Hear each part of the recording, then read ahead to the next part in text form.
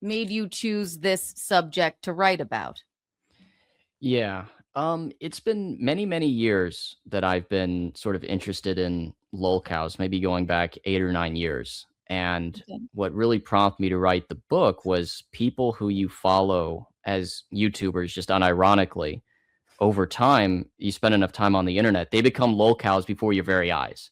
Right. So, with with our friend, everyone's favorite Minnesota former lawyer, um, I was a I was a viewer of his, an unironic viewer of his many years ago.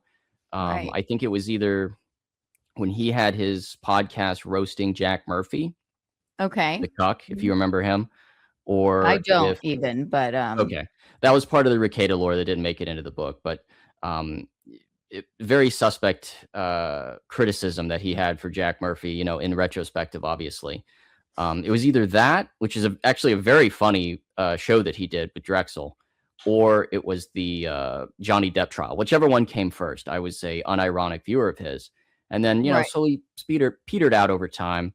And then the house raid happens, and it's just like this whoa, buddy, sort of Hey. moment where it's like, what the hell's been going on with this guy? Like, it's been years since I've followed him. This crazy thing happens to him, and then I start following it through LawTube, start following it through kind of detractor content, troll stuff, and just thinking it's funny, but also like, what's the lesson that we can learn from this guy? Like, what's his Right. story? He's a sad man, a tragic figure. What can we learn from him and his story? And that was one of the inspirations for the book. I do love the term in the book strip mall lawyer. And I really like that you took everyone's quotes and you didn't mince words at all, really, which is great. I may have been the most harsh, but look, we all know how he spoke to me. So, Oh, I mean, oh, for yeah. sure. I thought people were going to be much meaner, and I think even your response, given a 4 hour verbal abuse session, whatever it was on that show, I mean, Right. I thought you were pretty tempered. I mean, you had other people in there. You had the clip of Alyssa clips on, the other show. You brought that quote up. This is somebody that Rekieta laughed when at her cancer diagnosis. Right. So when And I'm I glad you included that in the book because it just shows I like I said at the end, and I don't want to think he's like just inherently like a bad dude, but thing and can he have a redemption arc? Even I said maybe, but he has to stop. And I guess it speaks to your book. He's got to stop being a lol cow. He has to stop getting so angry at people and looking and like being a keyboard warrior and like I just came on to tell him what I knew and he just couldn't fucking stand it. And that's what made people laugh at him, which I guess is the nature of the book. So, Yeah, and and I was expecting people to use the book as like an instrument of revenge, like, oh, hey, there's somebody who's willing to listen to my story. Let me say right. the most crazy radical stuff that I hate him, that he's a horrible person, this and that. But everyone that I talked to, particularly about him, had almost a sadness for him, almost a sympathy for him, an empathy for him, which I was not expecting. And Yeah. it even makes the story more tragic because like these are people in his circle, these are people who are friends or colleagues or this or that, and then he just discards them, over Everyone you stupid talked internet drama. to, probably other than me, had I was probably the meanest, and I wasn't even that mean. I could have gone harder. Nice sunglasses douchebag, which thank you for including that. That was a Um, killer line. Everyone in the test audience thought that was a killer line. So because I don't I owe him nothing. So like and we weren't friends. And um I so I just look at it like that. It's like you treated people that I knew very poorly, and I can laugh along with you and make fun laugh along with the people that are laughing at him and make fun of him. But I right. do I guess it speaks to humanity that people that uh decided to speak with you that probably were friends of his um even Alyssa Clips, he said the most evil fucking thing, right? About her cancer Yes. diagnosis and whatever. And Yes. she was even like, he could maybe redeem himself, but that's just because she's a good person. And maybe he just isn't. I don't know, but Yeah, and it was also surprising that of the people that we reach out to. I mean, you maybe reach out to 10 people, maybe one response. So that's, I really appreciate, the people who responded, people like you. But, there's people who have a lot of beef with him that I reached out to and didn't respond. They showed restraint when it came to like the ability to felt him. So, I think that also right. says something. It's like people just have moved on with their lives. They don't want to get involved in the petty internet bullshit drama of Right. him and, the toxic cloud that weighs over him. So I also thought It's that was true. interesting. It does become exhausting. Like, I only basically overhear if something happens in my life, right? My husband and I, as you know, right, Geno, uh, we're comedians. So if for a time we were talking about, or I was talking about him because it was like having to do with my life, especially that stream that I just popped on or whatever. Yeah. So, but like, do I sit around and watch him in his shitty sunglasses with, he thinks that he's, yeah, it's too embarrassing and sad to watch. So no, I'm not like sitting there and watching him. So maybe I guess I'll say I'm happy that he's maybe trying to stay away from the drama, but I can just tell it's the red face. It tells you that he's still angry at a lot of people. And maybe he should be angry at himself. Well, that would require self-reflection and Right. introspection, which I don't know if he's capable of or not. So How many people did you reach out to and then end up speaking to for just the Rekieta chapter alone? If you have a ooh, number, an estimate. Yeah. Rekieta, because he had such a wide circle of people. It's like Yeah. everybody in LawTube, everybody, early days, other people that he worked with, somebody that if you're not Rekieta familiar with the Rekieta lore, people like Drexel didn't respond. Hmm. Some Vic Mignogna, the anime voice actor who he was somehow able to cajole into handling his legal defense fund to the tune of a That quarter was a million dollars. fun part.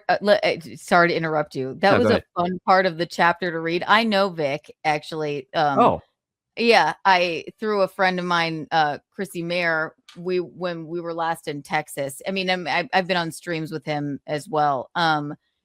He couldn't be nicer, and I don't think I knew the lore of what actually went down with Nick and him. And it's like, good God, like what were you trying to prove? You just fucked this man's like whole case up because you just for what?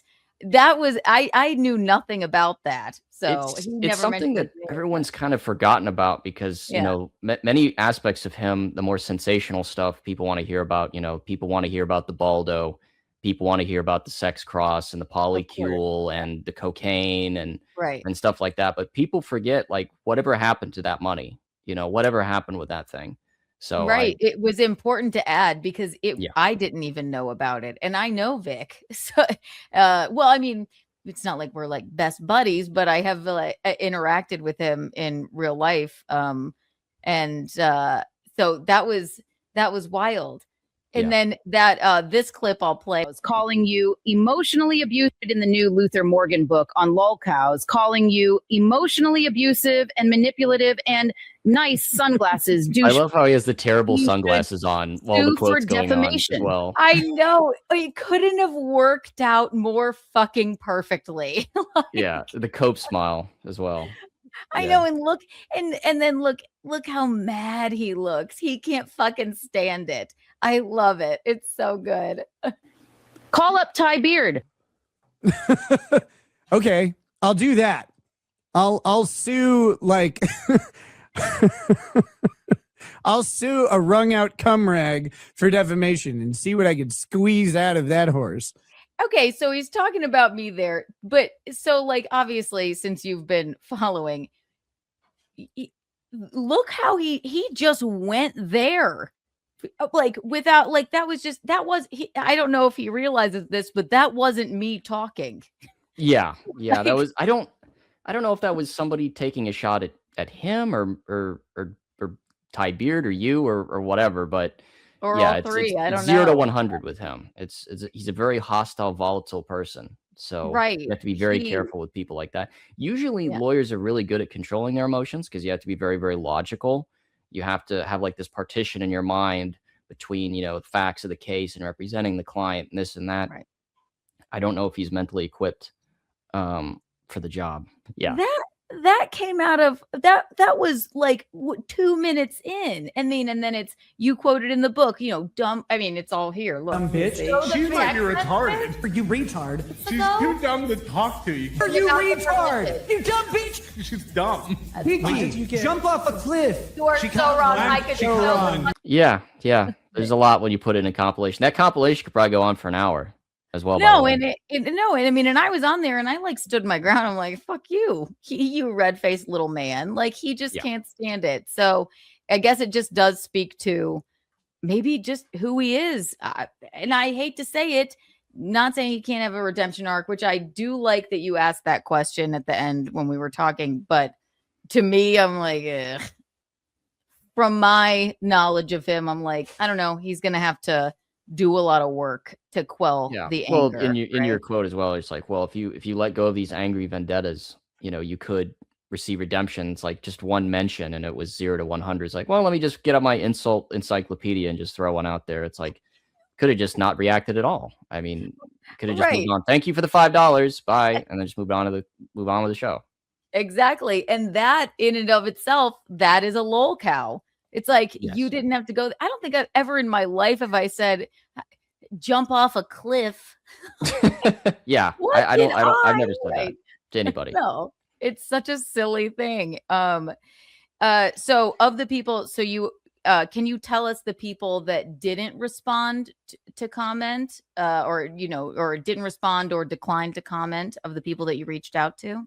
I don't know. It's a very long list of people, to be honest. Because it's basically, and I think a lot of people don't want to respond because they don't want to get involved.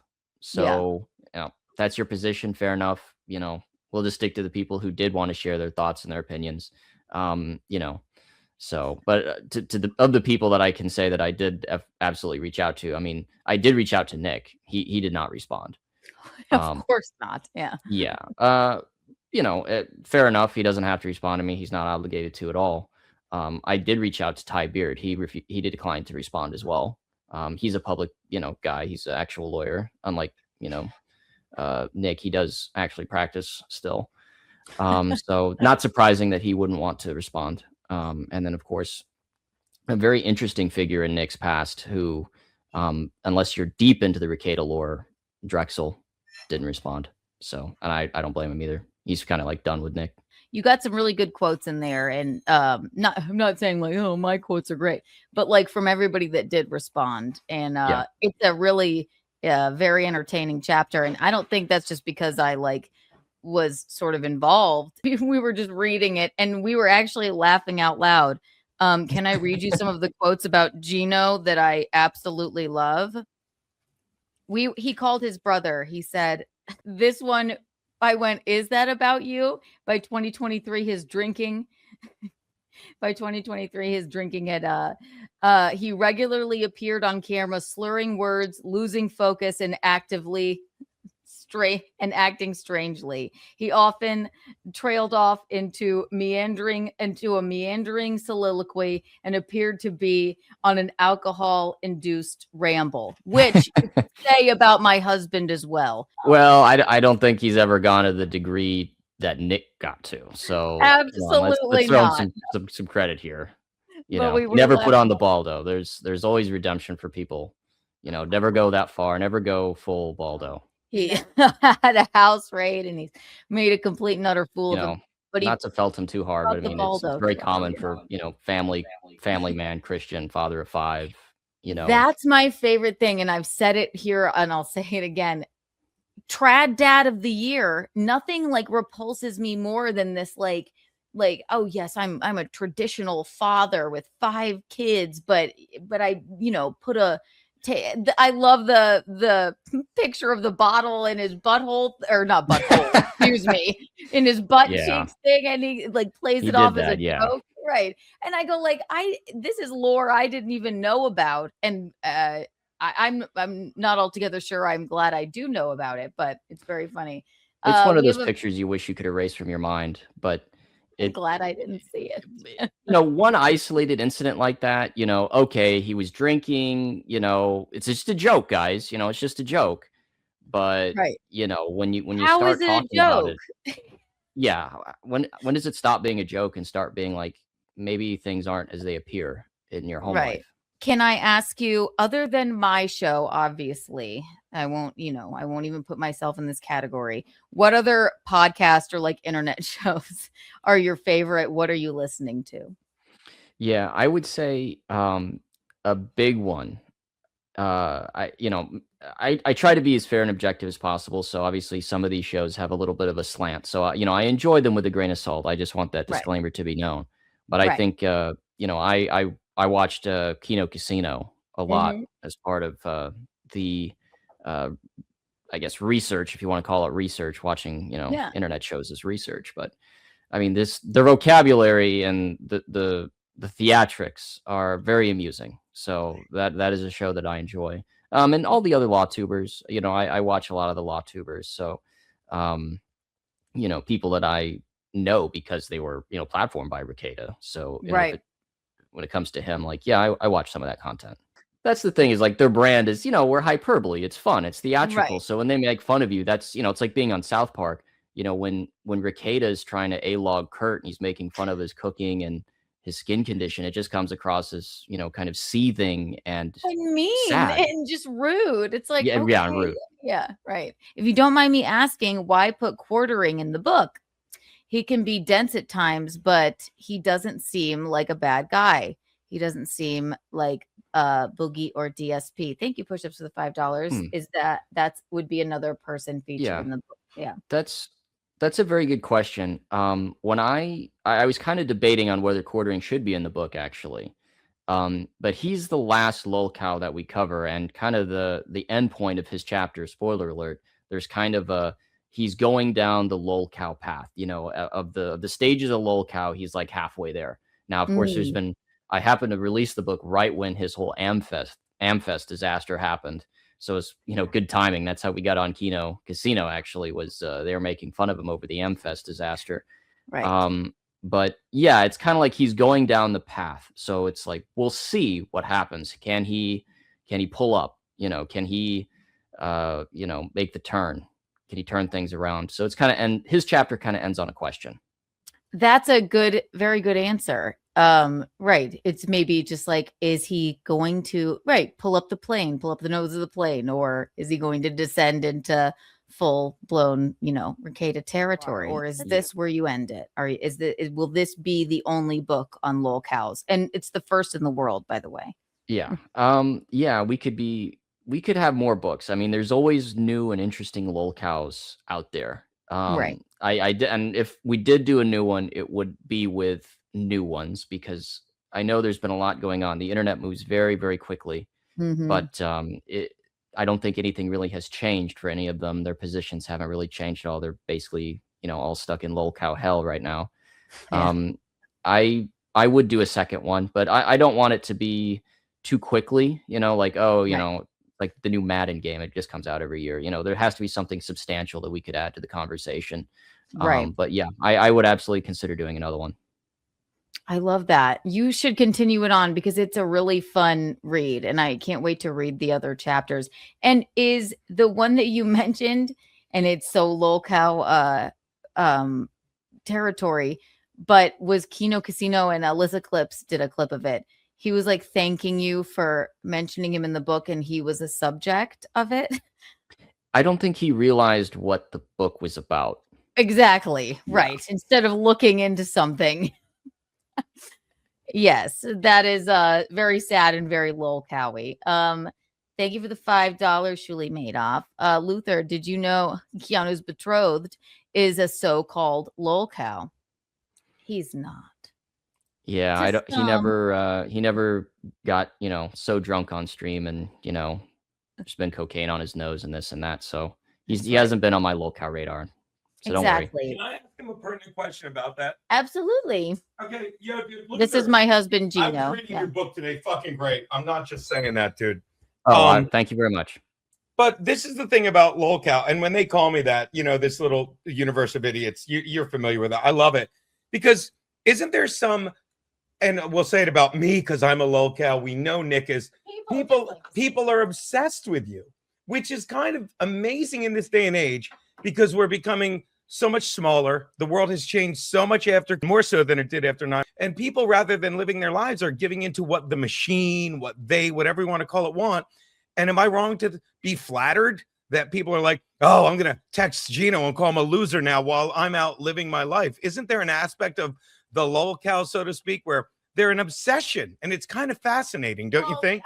Super chat was from a guy named Shuli Madoff, who's a real person, not a cartoon puppet face. Exactly. Go on, Luther. And again, great book. Thank you so much. I was just saying, like, that interesting relationship between, it's almost a two-way parasocial relationship. We asked that question in the book. Is the relationship between the trolls, detractors, and the Lolcow, is it a parasitic relationship, or is it a mutually it's a symbiotic relationship where, both people, and maybe this is Geno's point, both people are wasting their time. I mean, the trolls, detractors are wasting their time, and the Lolcow's wasting their time because they don't have a viable online career.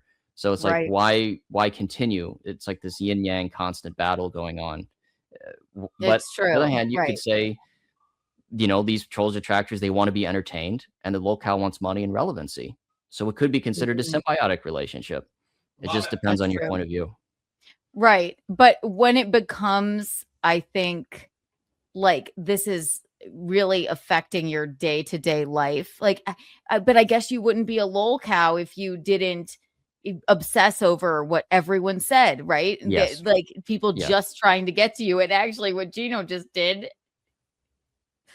right, with this super chat would be like, yes, he responded to it, but it's a well, he didn't respond emotionally. He wasn't personally offended, I don't think. So I don't. He's not personally offended. I'm celebrating right now, and then I'll stop bothering you because the fact that I just made it clear, it's like I find it fascinating. Somebody just put now Geno want to be a Lolcow. You get like they're upset.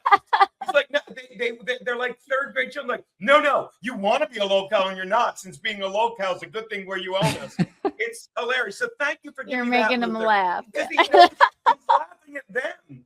You're pathetic, and I love it. Thank you for proving my point. I'm going to eat my pasta. You're the man, Luther. Oh, thank you, Geno. I don't know if you knew. I can tell you guys have been in New York for a long time.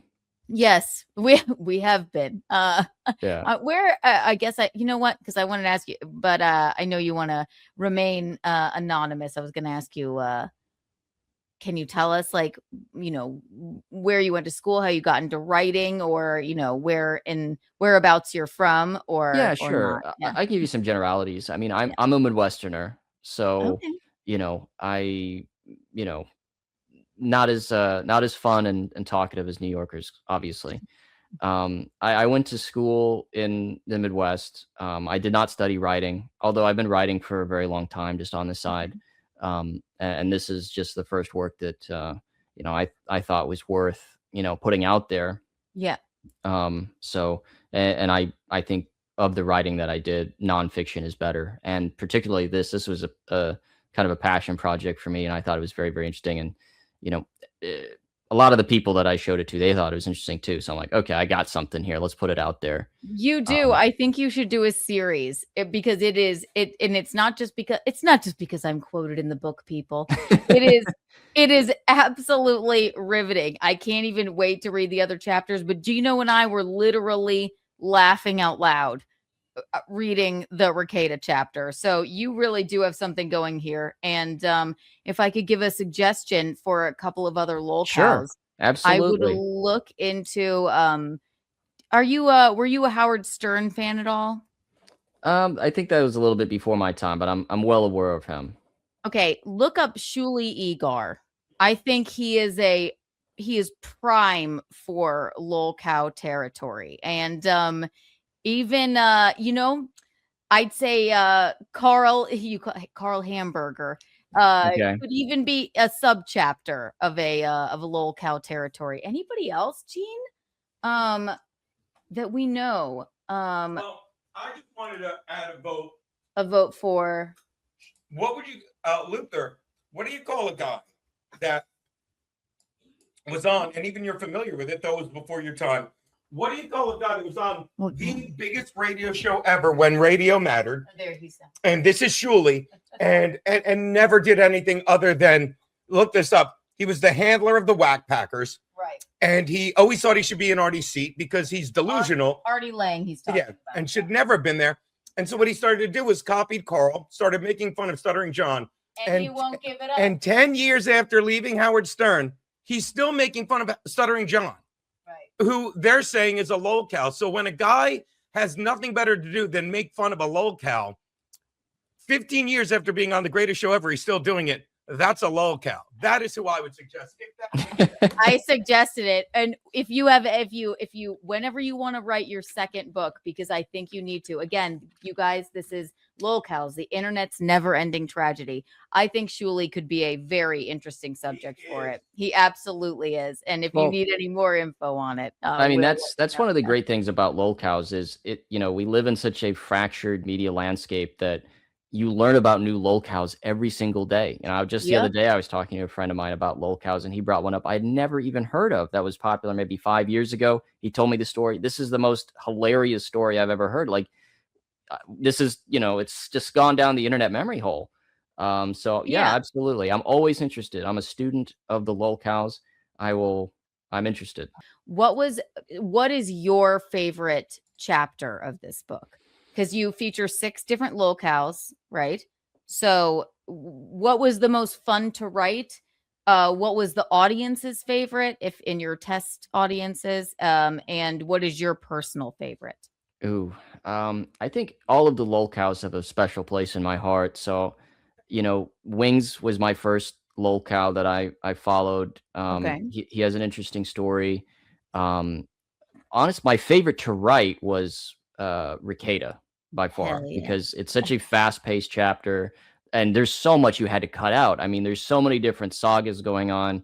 The mortgage saga. He gets all these speeding tickets. He doesn't have insurance, right? Or he was charged with that. Everything. There's so many things that got cut on his chapter, but to get it to a reasonable point. So his was my favorite to write, and that was the first chapter that I wrote. As far as which is the favorite of the audience, it really kind of depends on. It was pretty mixed. People who are not familiar with internet culture, they really couldn't identify with a lot of them, so they just went with whatever was the funniest. And it was probably Jeremy, because he has that story about the Walmart story, pooping his pants in the Walmart. You were telling me about that. Yes. Yeah, that everyone said that. But a lot of people that I'm very close friends with, they said iDubbbz, because they remember that era of the 2010s, and they were fans of his years ago. So a lot of people said iDubbbz, actually, and I think his story is actually probably the most tragic and unnecessary. So, right. But my favorite, probably Rekieta. Yeah. Because it's so, I mean, it really was. It was like watching, it's like reality. I compare like these weird corners of the internet sometimes. It's like reality television, right? There we go. A $5. Will Geno be in the book of Lolcows next year? No, he will be.